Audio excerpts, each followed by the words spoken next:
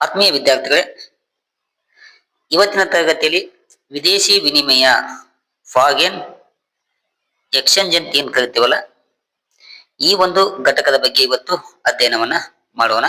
ಇದು ಅಂತಾರಾಷ್ಟ್ರೀಯ ವ್ಯಾಪಾರದಲ್ಲಿ ಬರುವಂತ ಮತ್ತೊಂದು ಪ್ರಮುಖವಾದಂತ ಟಾಪಿಕ್ ಆಗಿದ್ದು, ಇಂದಿನ ಜಾಗತೀಕರಣ ಯುಗದಲ್ಲಿ ದೇಶಗಳ ನಡುವೆ ಅಥವಾ ರಾಷ್ಟ್ರಗಳ ನಡುವೆ ವ್ಯಾಪಾರ, ಸೇವೆಗಳು, ಹೂಡಿಕೆ, ಪ್ರವಾಸ, ಶಿಕ್ಷಣ ಇತ್ಯಾದಿಗಳು ವೇಗವಾಗಿ ಏನಾಗ್ಯಾವು ಹೆಚ್ಚಳವಾಗುವಂತ ಒಂದು ಸನ್ನಿವೇಶವನ್ನು ನಾವು ನೋಡಬಹುದು.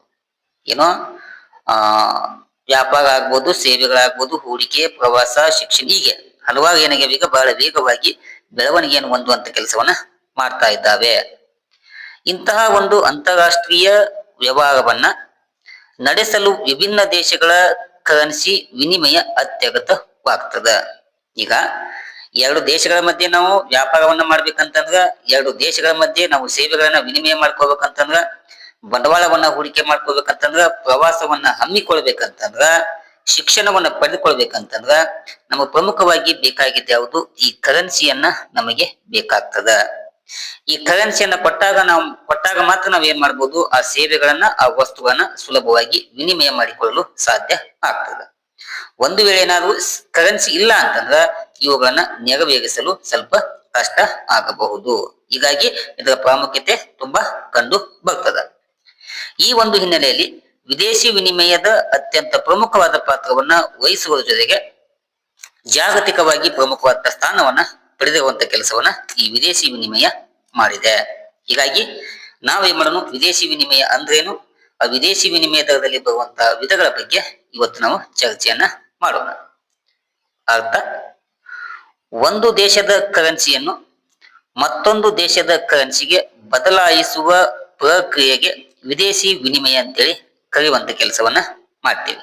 ಏನೋ ಒಂದು ದೇಶದ ಕರೆನ್ಸಿಯನ್ನ ಮತ್ತೊಂದು ದೇಶದ ಕರೆನ್ಸಿಗೆ ಬದಲಾಯಿಸುವ ಅಥವಾ ವಿನಿಮಯ ಮಾಡುವಂತ ಪ್ರಕ್ರಿಯೆಗೆ ನಾವು ವಿದೇಶಿ ವಿನಿಮಯ ಅಂತೇಳಿ ಕರೆಯುತ್ತೇವೆ. ವಿದೇಶಿ ಕರೆನ್ಸಿ, ವಿದೇಶಿ ಬ್ಯಾಂಕ್ ಠೇವಣಿಗಳು, ಚೆಕ್ಗಳು, ಡ್ರಾಫ್ಟ್ಗಳು, ಬಿಲ್ಗಳು ಮುಂತಾದವುಗಳನ್ನು ಒಟ್ಟಾಗಿ ನಾವು ವಿದೇಶಿ ವಿನಿಮಯ ಅಂತೇಳಿ ಕರೆಯುವಂತ ಕೆಲಸವನ್ನ ಮಾಡ್ತೀವಿ. ಇದಕ್ಕೆ ನೀವು ಎಕ್ಸಾಂಪಲ್ ಕೊಡ್ತೇನೆ, ಆ ಎಕ್ಸಾಂಪಲ್ ಮೂಲಕ ಸ್ಪಷ್ಟವಾಗಿ ತಿಳ್ಕೊಳ್ಳಿ. ಭಾರತದಲ್ಲಿ, ಇದು ಭಾರತ, ಇಲ್ಲಿ ರೂಪಾಯಿ ಏನಿದೆ ಚಲಾವಣೆಯಲ್ಲಿ ಕಂಡು ಬರ್ತದ. ಈಚೆ ಕಡೆ ಅಮೆರಿಕ ಇದೆ, ಇಲ್ಲಿ ಡಾಲರ್ ಏನಿದೆ ಚಲಾವಣೆಯಾಗಿ ಇದೆ. ಈಗ ಭಾರತ ಮತ್ತು ಅಮೆರಿಕ ಎರಡು ವ್ಯಾಪಾರದಲ್ಲಿ ಪಾಲ್ಗೊಂಡಾಗ ಅಥವಾ ಸೇವೆಗಳನ್ನ ವಿನಿಮಯ ಮಾಡಿಕೊಂಡಾಗ ನಾವೇನ್ ಮಾಡಬೇಕು? ಈ ರೂಪಾಯಿಯನ್ನ ಡಾಲರ್ಗೆ ವಿನಿಮಯ ಮಾಡಬೇಕು ಅಥವಾ ಈ ಡಾಲರ್ ಅನ್ನ ರೂಪಾಯಿಗೆ ವಿನಿಮಯ ಮಾಡುವಂತ ಕೆಲಸವನ್ನ ಮಾಡಬೇಕು. ಅಂದ್ರ ನಮ್ಮ ವಸ್ತುಗಳು ಏನಾದ್ರು ಅಮೆರಿಕಕ್ಕೆ ಹೋದಂತಂದ್ರ ಅಮೆರಿಕ ನಮ್ಗೆ ಏನ್ ಮಾಡ್ಬೇಕು? ರೂಪಾಯಿ ಮೂಲಕ ಹಣವನ್ನ ಪಾವತಿ ಮಾಡ್ಬೇಕು. ಅಥವಾ ನಾವೇನಾದ್ರೂ ಅಮೆರಿಕದಿಂದ ವಸ್ತುವನ್ನ ಆಮದು ಮಾಡಿಕೊಂಡ್ರ ನಾವು ಡಾಲರ್ ಮೂಲಕ ಏನ್ ಮಾಡ್ಬೇಕು? ಹಣವನ್ನ ಪಾವತಿ ಮಾಡುವಂತ ಕೆಲಸವನ್ನ ಮಾಡಲಾಗುತ್ತದೆ. ಹಿಂಗಾಗಿ ಎರಡು ದೇಶಗಳ ಕರೆನ್ಸಿ ಏನದಾವಲ್ಲ, ಆ ಎರಡು ದೇಶಗಳ ಕರೆನ್ಸಿಯನ್ನ ಬದಲಾವಣೆ ಮಾಡುವಂತ ಒಂದು ವಿಧಾನ ಇದೆಯಲ್ಲ, ಆ ಒಂದು ವಿಧಾನಕ್ಕೆ ನಾವೇನ್ ಕರಿತೀವಿ? ವಿದೇಶಿ ವಿನಿಮಯ ಅಂತೇಳಿ ಕರೆಯುವಂತ ಕೆಲಸವನ್ನ ಮಾಡುತ್ತೇವೆ. ಇಷ್ಟು ಇದಕ್ಕೆ ಸಂಬಂಧಪಟ್ಟಂತ ಒಂದು ಸಣ್ಣದಂತ ಉದಾಹರಣೆ ಆಗಿದೆ. ಈ ಉದಾಹರಣೆ ಮೂಲಕ ವಿದ್ಯಾರ್ಥಿಗಳು ಏನ್ ಮಾಡ್ಬೇಕು? ಅರ್ಥವನ್ನ ತಿಳಿದುಕೊಳ್ಳುವಂತ ಕೆಲಸವನ್ನ ಮಾಡಬೇಕು. ಅರ್ಥ ಆದ್ಮೇಲೆ ಈ ವಿದೇಶಿ ವಿನಿಮಯ ದರದಲ್ಲಿ ಹಲವಾರು ಕಲ್ಪನೆಗಳು ಬರ್ತಾವ. ವಿನಿಮಯ ದರದಲ್ಲಿ ಪರಿಕಲ್ಪನೆಗಳು ಅಥವಾ ವಿಧಗಳು ಬರ್ತಾವು. ಆ ವಿಧಗಳ ಬಗ್ಗೆ ನಾವಿಲ್ಲಿ ಚರ್ಚೆಯನ್ನ ಮಾಡೋಣ. ವಿದೇಶಿ ವಿನಿಮಯ ದರ ಅಂದ್ರೇನು ಅದನ್ನ ಪ್ರಾರಂಭದಲ್ಲಿ ತಿಳಿದುಕೊಳ್ಳೋಣ. ಒಂದು ದೇಶದ ನಾಣ್ಯವನ್ನ ಮತ್ತೊಂದು ದೇಶದ ನಾಣ್ಯದೊಡನೆ ಯಾವ ದರದಲ್ಲಿ ವಿನಿಮಯಿಸಲಾಗಿದೆ ಅಥವಾ ಪರಿವರ್ತನೆ ಮಾಡಲಾಗಿದೆ ಎಂಬುದನ್ನ ತಿಳಿಸುವುದಕ್ಕೆ ವಿನಿಮಯ ದರ ಅಂತೇಳಿ ಕರಿತೀವಿ. ಏನೋ ಒಂದು ದೇಶದ ನಾಣ್ಯವನ್ನ ಮತ್ತೊಂದು ದೇಶದ ನಾಣ್ಯದೊಡನೆ ಯಾವ ಒಂದು ದರದಲ್ಲಿ ವಿನಿಮಯ ಮಾಡಲಾಗಿದೆ ಅಥವಾ ಪರಿವರ್ತನೆಯನ್ನ ಮಾಡಲಾಗಿದೆ ಎಂಬುದನ್ನ ತಿಳಿಸುವುದಕ್ಕೆ ವಿದೇಶಿ ವಿನಿಮಯ ದರ ಅಂತೇಳಿ ಕರೆಯುವಂತ ಕೆಲಸವನ್ನ ಮಾಡ್ತೀವಿ. ಒಂದು ಉದಾಹರಣೆ ಅಂತಂದ್ರ, ಭಾರತದ 10 ರೂಪಾಯಿಯನ್ನ ಅಮೆರಿಕದ $1 ಪರಿವರ್ತನೆ ಮಾಡಲಾಗಿದೆ. ಅಥವಾ $1 10 ಸಮ ಅಥವಾ 10 ರೂಪಾಯಿ $1 ಸಮ. ನೋಡಿ, ಒಂದು ದೇಶದ ಕರೆನ್ಸಿಯನ್ನ ಅಥವಾ ನಾಣ್ಯವನ್ನ ಇನ್ನೊಂದು ದೇಶದ ನಾಣ್ಯದೊಡನೆ ಯಾವ ಒಂದು ದರದಲ್ಲಿ ಪರಿವರ್ತನೆ ಮಾಡಲಾಗಿದೆ ಅಥವಾ ವಿನಿಮಯ ಮಾಡಲಾಗಿದೆ ಎಂಬುದನ್ನ ತಿಳಿಸುವುದಕ್ಕೆ ನಾವೇನ್ ಕರಿತೀವಿ? ವಿದೇಶಿ ವಿನಿಮಯ ದರ ಅಂತೇಳಿ ಕರೆಯುವಂತ ಕೆಲಸವನ್ನ ಮಾಡ್ತೇವೆ. ಇದು ಅದಕ್ಕೆ ಸಂಬಂಧಪಟ್ಟಂತ ಅರ್ಥ ಆಗಿದೆ. ಈಗ ಅರ್ಥ ಆದ್ಮೇಲೆ ಇದರಲ್ಲಿ ಕೆಲವೊಂದು ಟೈಪ್ಸ್ ಗಳು ಬರ್ತಾವು. ಆ ಟೈಪ್ಸ್ ಗಳನ್ನ ಇಲ್ಲಿ ಅಧ್ಯಯನವನ್ನ ಮಾಡೋಣ. ಒಂದ್ ಯಾವುದು ತಕ್ಷಣದ ದರ ಮತ್ತು ಮುಂಗಡ ದರ ಅಂತೇಳಿ. ವಿದೇಶಿ ವಿನಿಮಯವನ್ನ ಸದ್ಯದಲ್ಲಿರುವ ದರದಲ್ಲಿ ಪೂರೈಸಬೇಕಾಗಿರುವ ದರಕ್ಕೆ ತಕ್ಷಣದ ದರ ಅಂತೇಳಿ ನಾವು ಕರಿತೇವೆ. ಅಂದ್ರ ನಾವೇನು ಸರಕು ಮತ್ತು ಸೇವೆಗಳನ್ನ ವಿನಿಮಯ ಮಾಡ್ಕೊಳ್ತೀವಲ್ಲ, ಆ ವಿನಿಮಯ ಮಾಡಿಕೊಳ್ಳುವಂತ ಸಮಯದಲ್ಲಿ ಸದ್ಯದಲ್ಲಿ ಏನ್ ಬೆಲೆ ಆಗತ್ತಲ್ಲ, ಏನ್ ವಿನಿಮಯ ದರ ಆಗತ್ತಲ್ಲ, ಅದಕ್ಕೆ ಬದಲಾವಣೆ ಮಾಡುವುದಕ್ಕೆ ನಾವು ತಕ್ಷಣದ ವಿನಿಮಯ ದರ ಅಂತೇಳಿ ಕರಿತೇವೆ. ಸೆಕೆಂಡ್ ಒನ್ ಏನು, ಭವಿಷ್ಯದಲ್ಲಿ ಮಾಡಬೇಕಾಗಿರುವ ವಿನಿಮಯ ಕಾರ್ಯಗಳಿಗೆ ಹಿಂದೆ ಒಪ್ಪಂದ ಮಾಡಿಕೊಂಡು ಆ ವಿನಿಮಯ ದರವನ್ನ ನಿರ್ಧರಿಸಿಕೊಂಡಿದ್ದರೆ ಅದಕ್ಕೆ ನಾವು ಮುಂಗಡ ಅಥವಾ ವಾಯಿದೆ ದರ ಅಂತೇಳಿ ಕರಿತೇವೆ.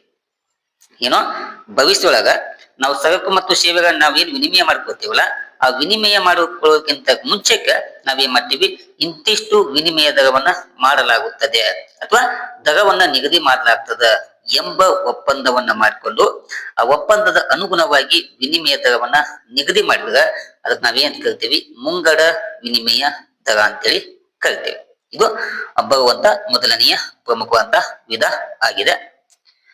ಇನ್ನು ಸೆಕೆಂಡ್ ಒನ್ ಯಾವುದು, ಸ್ಥಿರ ವಿನಿಮಯ ದರ, ಸಡಿಲ ಮತ್ತು ತೇಲಾಡುವ ವಿನಿಮಯ ದರ ಅಂತೇಳಿ ಒಂದೊಂದಾಗಿ ತಿಳಿದುಕೊಳ್ಳೋಣ. ಚಿನ್ನ ಅಥವಾ ಇತರೆ ಕರೆನ್ಸಿಗಳಿಗೆ ಸಂಬಂಧಿಸಿದಂತೆ ಹಣದ ವಿನಿಮಯ ದರವನ್ನ ನಿಶ್ಚಿತವಾಗಿ ನಿಗದಿಗೊಳಿಸಿದರೆ ಅದು ಸ್ಥಿರ ವಿನಿಮಯ ದರ ಅಂತೇಳಿ ಕರಿತೇವೆ. ಅಂದ್ರೆ ಇಂತಿಷ್ಟ ಅಂತೇಳಿ ವಿನಿಮಯ ದರವನ್ನ ನಿಶ್ಚಿತವಾಗಿ ನಾವು ನಿಗದಿ ಮಾಡ್ತೀವಿ ಅಂತಂದ್ರೆ ಅದಕ್ಕೆ ನಾವು ಸ್ಥಿರ ವಿನಿಮಯ ದರ ಅಂತೇಳಿ ಕರಿತೇವೆ. ಇನ್ನು ಸೆಕೆಂಡ್ ಒನ್, ಅವಶ್ಯಕತೆಗಳಿಗೆ ಅನುಗುಣವಾಗಿ ವಿನಿಮಯ ದರವನ್ನ ಬದಲಾಯಿಸಿಕೊಳ್ಳಲು ಅವಕಾಶವಿದ್ದರೆ ಅದನ್ನ ಸಡಿಲ ಅಥವಾ ಹೊಂದಾಣಿಕೆ ವಿನಿಮಯ ದರ ಅಂತೇಳಿ ಕರೆಯುತ್ತೇವೆ. ಅಂದ್ರ ಸಮಯಕ್ಕೆ ಸರಿಯಾಗಿ ನಮ್ಮ ಒಂದು ಅವಶ್ಯಕತೆಗಳಿಗೆ ಅನುಗುಣವಾಗಿ ವಿನಿಮಯ ದರವನ್ನ ಬದಲಾವಣೆ ಮಾಡಿಕೊಳ್ಳಲು ಅವಕಾಶ ಇತ್ತಂತಂದ್ರ ಅದಕ್ಕೆ ಸಡಿಲ ಅಥವಾ ಹೊಂದಾಣಿಕೆ ವಿನಿಮಯ ದರ ಅಂತೇಳಿ ಕರಿತೇವೆ. ಇದು ಸೆಕೆಂಡ್ ಒನ್ ಆಯ್ತು. ಇನ್ನ ವಿದೇಶಿ ವಿನಿಮಯ ದರವನ್ನ ಯಾವುದೇ ಅಳತೆ ಗೋಲಿನಿಂದ ನಿರ್ಧರಿಸಲ್ಪಡದೆ, ಯಾವುದೇ ಒಂದು ಮೆಜರ್ಮೆಂಟ್ ಇಲ್ಲದೆ ನಿರ್ಧರಿಸಲ್ಪಡದೆ ಮಾರುಕಟ್ಟೆಯಲ್ಲಿ ವಿದೇಶಿ ವಿನಿಮಯದ ಬೇಡಿಕೆ ಮತ್ತು ಪೂರೈಕೆ ಅಂಶಗಳಿಗೆ ಬದ್ಧವಾಗಿ ತಾನಾಗಿಯೇ ನಿರ್ಧಾರವಾಗುವಂತ ವಿನಿಮಯ ದರಕ್ಕೆ ನಾವು ತೇಲಾಡುವ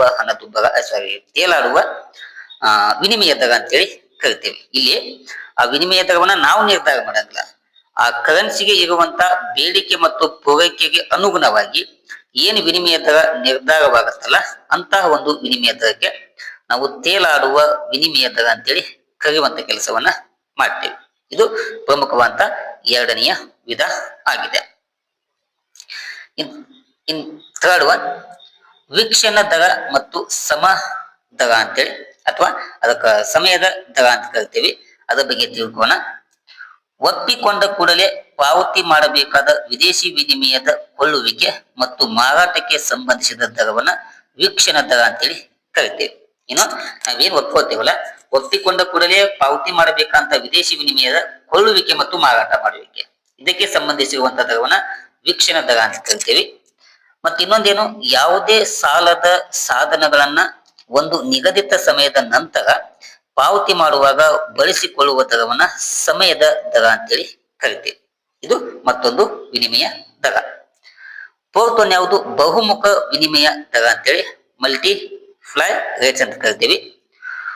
ಒಂದು ದೇಶ ತನ್ನ ಹಣಕ್ಕೆ ಒಂದಕ್ಕಿಂತ ಹೆಚ್ಚಿನ ವಿನಿಮಯ ದರವನ್ನ ಹೊಂದಿದ್ದರೆ ಅದಕ್ಕೆ ನಾವು ಬಹುಮುಖ ವಿನಿಮಯ ದರ ಅಂತ ಕರಿತೀವಿ.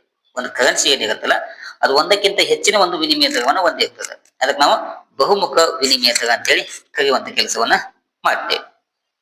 5, ದ್ವಿಶ್ರೇಣಿ ವಿನಿಮಯ ದರ ಅಂತೇಳಿ. ಅಂದ್ರ ದ್ವಿಶ್ರೇಣಿ ಅಂತಂದ್ರ ವಾಣಿಜ್ಯ ವ್ಯವಹಾರಕ್ಕೆ ಒಂದು ವಿನಿಮಯ ದರ, ಬಂಡವಾಳ ವ್ಯವಹಾರಕ್ಕೆ ಒಂದು ವಿನಿಮಯ ದರ, ಹೀಗೆ ಎರಡೆರಡು ರೀತಿಯ ವಿನಿಮಯ ದರವನ್ನ ಹೊಂದಿರುವುದಕ್ಕೆ ನಾವೇನ್ ಕರಿತೀವಿ, ದ್ವಿಶ್ರೇಣಿ ವಿನಿಮಯ ದರ ಅಂತ ಕರಿತೀವಿ.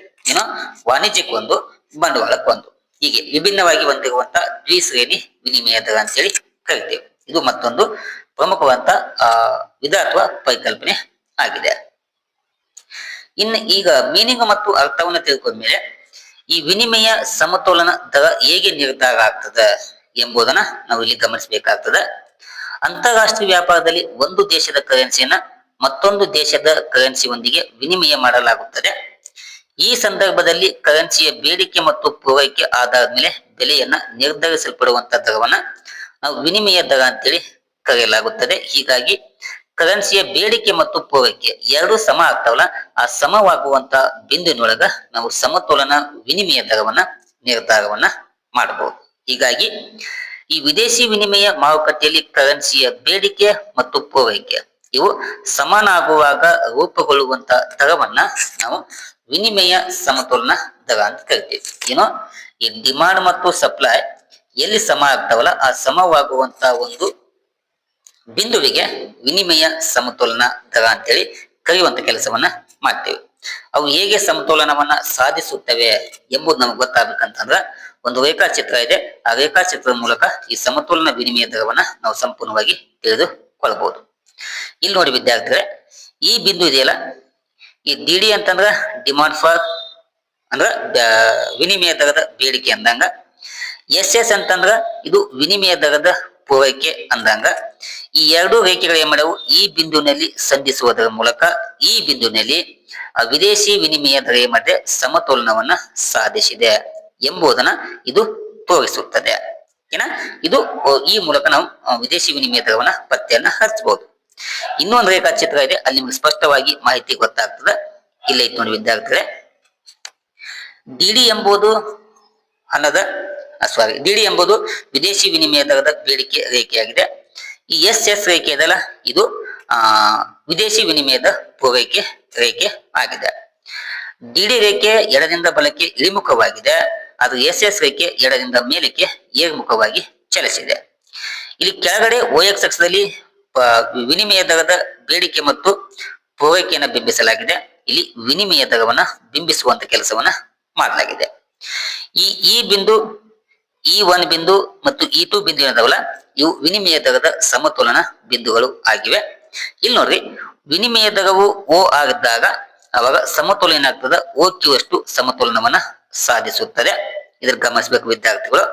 ಅದಕ್ಕೆ ಬದಲಿಯಾಗಿ ಏನಾದ್ರೂ ವಿನಿಮಯ ದರ ಇಲ್ಲಿಗಾತಂತಂದ್ರ, ವಿನಿಮಯ ದರ ಕಡಿಮೆ ಆತಂದ್ರ ಸಮತೋಲನ ಬಿಂದು ಏನಾಗ್ತದ, ಮತ್ತೆ E2ಗೆ ಬದಲಾವಣೆ ಆಗುತ್ತದೆ.